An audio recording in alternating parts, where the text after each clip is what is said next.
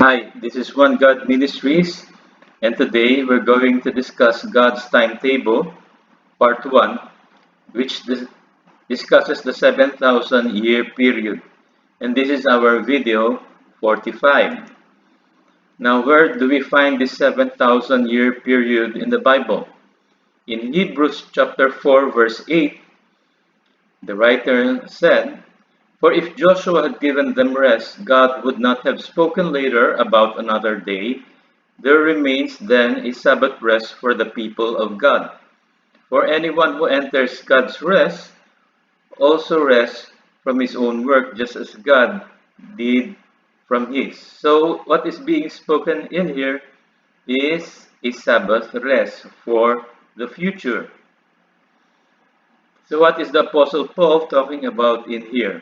Actually, he's talking about a prophecy, the 7,000-year-old prophecy inside the Bible. Okay, so we're going to talk about creation of time from eternity, a future Sabbath, and when will this Sabbath rest occur that still remains for the people of God. Okay, so first let's look at time, the concept of time. In Genesis 1:1 says, "In the beginning God created the heavens and the earth," and then he called on the first day the light day and the darkness night. So what he did on the first day was create the concept of time, because before that there was really no time because it was eternity. So the significance of this first day of creation is time actually, and this will be important for us to understand what the future Sabbath is. In Genesis 2 verse 1, it stated, "Thus the heavens and the earth were completed in all their vast array. By the seventh day God had finished his work he had been doing, and on the seventh day he rested from all his work, and God blessed the seventh day and made it holy." Notice, it took the Lord 7 days to finish his work. Okay, and the seventh day he blessed and made it holy. Okay, in Exodus 20, verse 8 to 11, the seventh day is called the Sabbath. Sabbath actually means both rest day and seventh day. We must understand this provision was in the past, in the Old Covenant. If the writer in Hebrew is still talking about this day, the succeeding verse in Hebrews actually mentions another day, a future Sabbath. Okay, to understand this future Sabbath, we first have to look at 2 Peter 3 verse 8. I quote the Apostle Peter. He said, "But beloved, do not forget this one thing, that with the Lord 1 day is 1,000 years, and 1,000 years is 1 day." Unquote. So what the Apostle Peter is saying in here is the distinction between a day in the heavenly realm and a day, and what is its equivalent in the earthly realm. In the heavenly realm, 1 day is actually equivalent to 1,000 years on the earthly realm. So if we are talking about a Sabbath or the 7 days of the Lord, it is symbolic of 7,000 years on the earthly realm. So again, we look at Hebrews 4:8. Notice that what the Sabbath he is talking about in here is actually another day. Okay?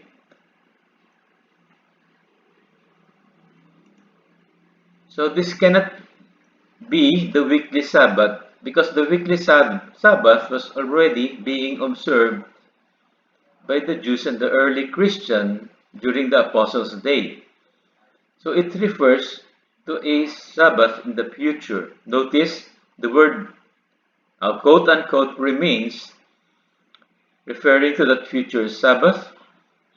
And it means that during the time of the writing of the book of Hebrews, this particular Sabbath was not yet occurring, but is to occur sometime in the future. So what is this Sabbath all about? In Revelation 20 verse 4, I quote, "I saw thrones on which were seated those who had been given authority to judge, and I saw the souls of those who had been beheaded because of their testimony for Jesus. They had not worshipped the beast or the image, and had not received his mark on their foreheads or their hands. They came to life and reigned with Christ 1,000 years." Think, if the Sabbath rest is to last for a millennia or 1,000 years, and if the Sabbath stands on for the seventh day, then before this particular Sabbath in the future will occur, or the Sabbath millennia will occur, it will be preceded by 6 millennia or 6,000 years of the rule of man.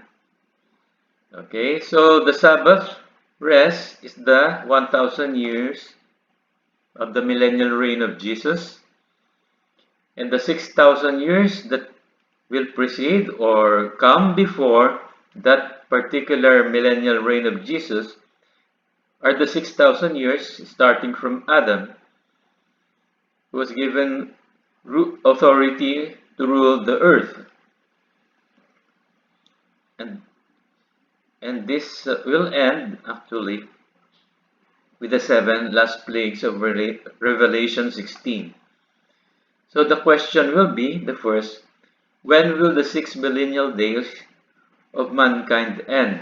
How many years are left for us to prepare for the end of this age, or the end of the 6 millennial days?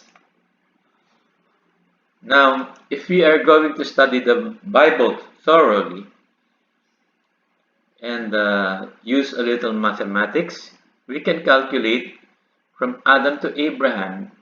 The Bible exposes there was 1,948 years. Abraham to Egypt was 290 years. Egypt to Moses is 63 years. Moses to Exodus, 80 years. Exodus to Joshua's death, 70 years. Kings of Judah, Judges to Samuel is 450 years. Kings of Judah, 513 years. And Babylonian captivity, 586 BC. Now we're using history to know the date of Babylonian captivity, which also ended the kings of Judah. So when we say BC, it means before Christ. So Babylonian captivity started 586 years before Jesus Christ came. Okay, so if we total all of this, it will add up to 4,000 years to Jesus. In Daniel 7 verse 25, it stated, "Know therefore and understand that from the going forth of the command to restore and build Jerusalem until the Messiah, the Prince, there shall be 7 weeks and 62 weeks. The street shall be built again, and the wall, even in troublesome times. And after the 62 weeks, the Messiah shall be cut off, but not for himself." So what Daniel was talking about in here is that we have to understand that there will be a decree to rebuild Jerusalem, and from that decree will pass by 7 and 62 weeks of prophecy, and then the Messiah will be revealed. Okay? But the revelation of the Messiah is such that he will be cut off. So what do we mean by cut off? That is, the Messiah will be killed, and not for himself. And we will later on understand that the Messiah will be killed because he will be the payment for the sins of mankind. Okay, that is why he is also our Savior, because of his atoning blood. So the command given for the temple to be rebuilt was given at 457 BC, before Christ. Okay, it was given by Artaxerxes, the Persian king. Okay, so if we go by the calculation of Daniel, 7 weeks plus 62 equals 69 weeks. We multiply that because there are 7 days in a week. So we will come out with 483 days, which is equivalent actually to 483 prophetic years. So 483 minus 47, and why did we do that? To convert this number of prophetic years into the Gregorian calendar. So 483 minus 457 equals 26. Okay? But we have to add 1 year because there is no 0 AD in the Gregorian calendar. Understand, there is no 1 BC, or rather, there is no 0 BC, there is no 0 AD, but from 1 BC, the next year would be 1 AD. So we have to add 1 in here, and we will end up with this particular date, 27 AD. Okay? So Jesus Christ was crucified around 27 to 28 AD. Okay? And then we try to understand that he couldn't have been crucified on 27 AD, that is Passover 27 AD, because the number of years would not be complete. But rather, he was actually crucified on Passover 28 AD.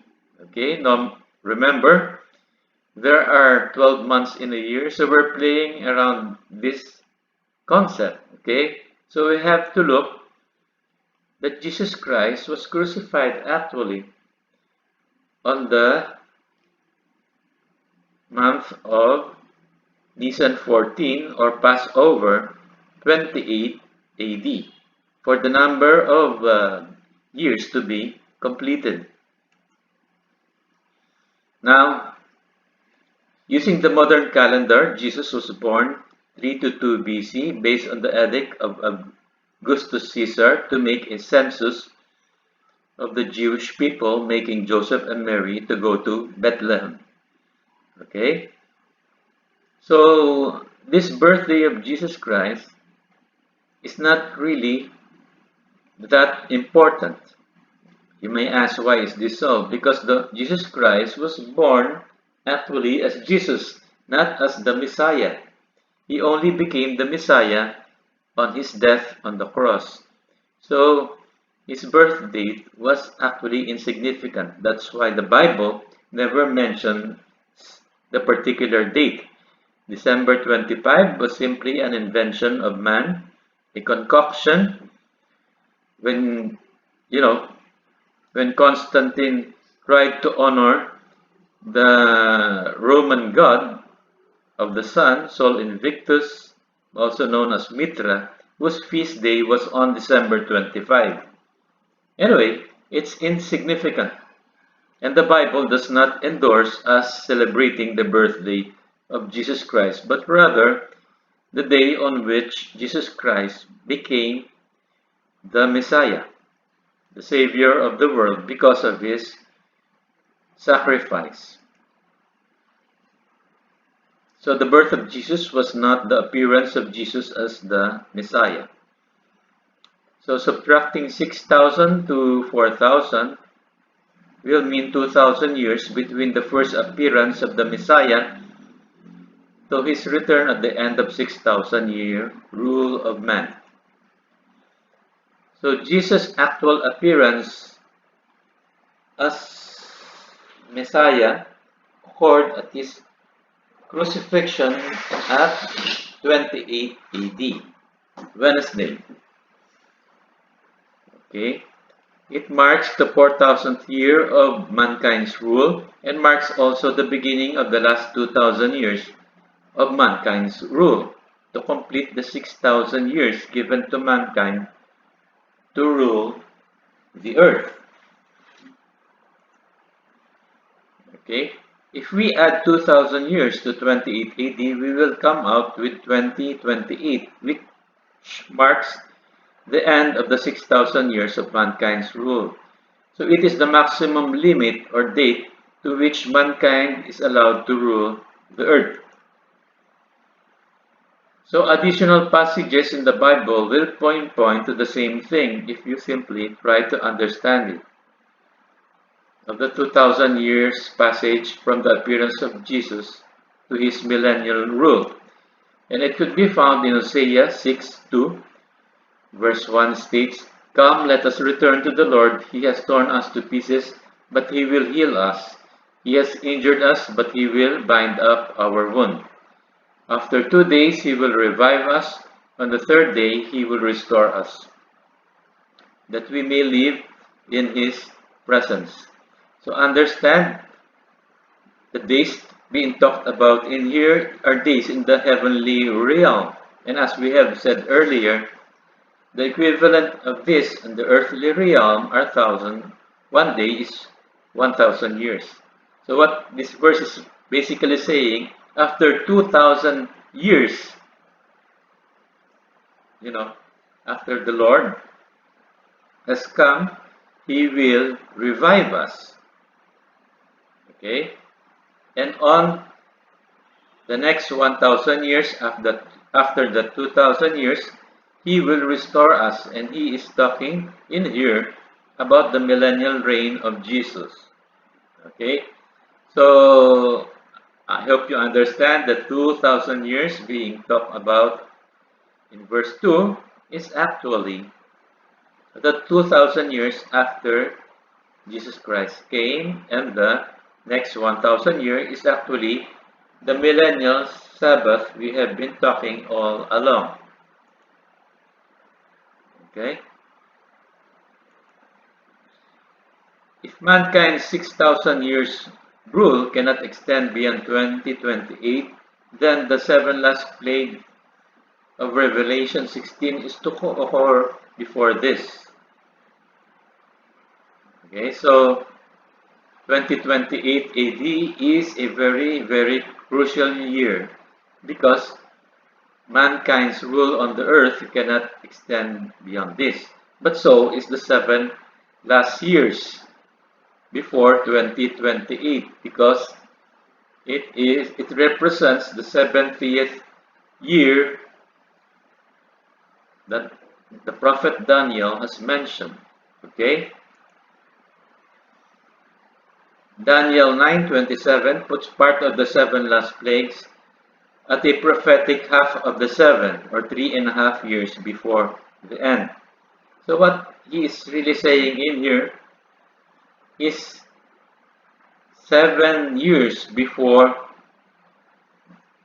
the end of the age comes, it will be terrible times. But the most terrible times, the tribulation as it is called, Great Tribulation, will occur on the last 3.5 years before the end.